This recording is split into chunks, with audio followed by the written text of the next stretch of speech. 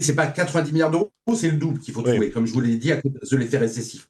Et là, on peut peut-être trouver, en allant gratter partout, 50 milliards d'euros, mais les 160, 180 milliards d'euros qu'il faut trouver, on les trouvera jamais, et donc on va aller vers l'effondrement. C'est-à-dire que tant que les Français auront pas le courage de dire, est-ce que je sors de l'Union européenne, ou est-ce que, voilà, ils n'auront pas ce courage-là, de toute manière, c'est l'effondrement qui prendra.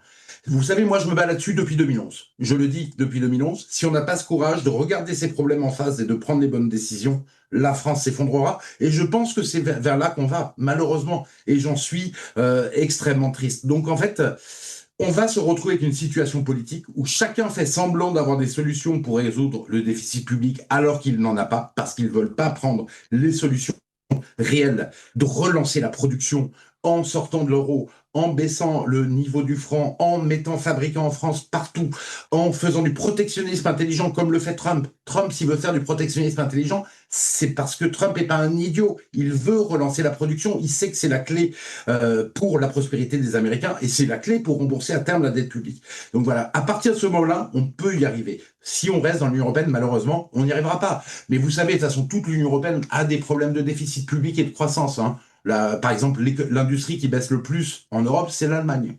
C'était la plus forte, elle est en train de rejoindre l'industrie française. Elle baisse de 17% l'industrie allemande depuis 2017. J'ai la tristesse de dire aux Français, voilà, si on reste dans l'Union européenne, de toute manière, on va être massacré économiquement et on va tous le sentir dans nos chairs.